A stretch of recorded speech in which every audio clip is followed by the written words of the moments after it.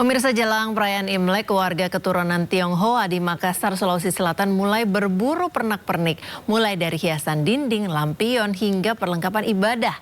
Tidak kalah menarik, amplop dengan motif ular paling diburu oleh warga mengingat tahun ini merupakan shio ular kayu.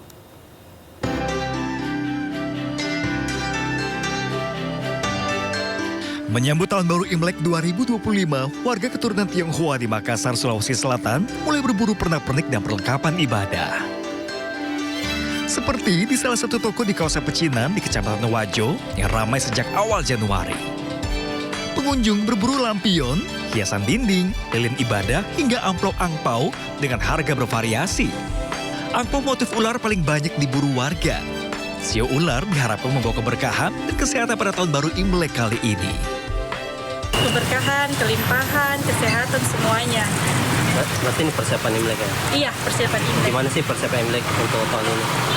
Ya, persiapannya bersama keluarga, sama-sama semuanya berkumpul.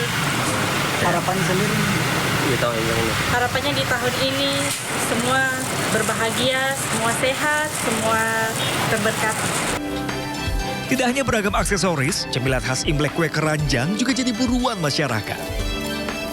Seperti di industri rumahan yang berada di kawasan Jalan Pajagalan, Kota Bandung ini kerap kebanjiran order. Setiap harinya mereka mampu memproduksi 2.000 kue. Meski proses pembuatan kue berbahan dasar gula merah ini membutuhkan waktu lama, yakni 16 jam, namun lamanya pembuatan sepadan dengan cita rasa yang dihasilkan.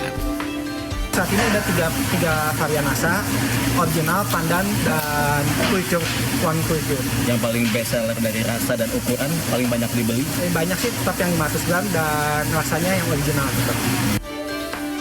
Selain konsumsi pribadi, produksi kue keranjang terus digenjot untuk memenuhi permintaan dari sejumlah daerah di Jawa Barat maupun kota-kota besar lainnya di Indonesia.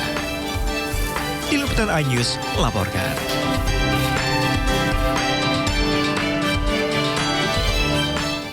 Jelang perayaan Tahun Baru Imlek 2025, pendeta dan sejumlah jemaat umat Tridharma menggelar penyucian patung Buddha Dewa Dewi di sejumlah kelenteng di Surabaya.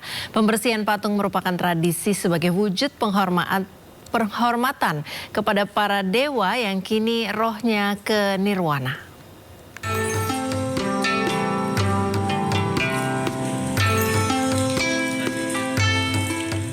Umat Tridharma menyucikan puluhan arca, rupang atau patung dewa di kelenteng Sukaloka, Jalan Coklat, Surabaya Utara, Jawa Timur.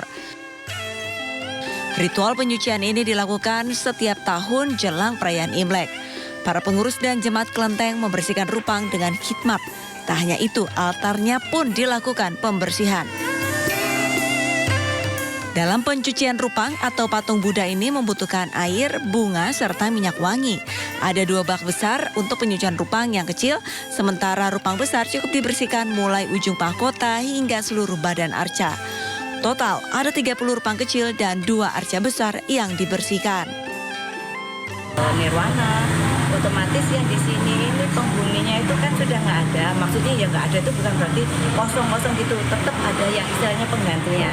Nah, dengan adanya naik mereka ke nirwana, makanya pada hari esoknya itu kita memandikan, istilahnya rupangnya itu kita mandikan itu supaya bersih. Kan selama setahun ya kena asap, kena debu itu kan kotor. Makanya pada hari ini kita mandikan untuk bersih-bersih itu. Hal yang sama dilakukan pengurus dan relawan kelenteng Hongsan Koti, Surabaya. Pembersihan rupang dilakukan dari tanggal 23 hingga 26 Januari 2025. Para pengurus kelenteng menyiapkan air bunga mawar serta air teh untuk menyucikan ratusan rupang ataupun patung dewa yang ada di dalam kelenteng.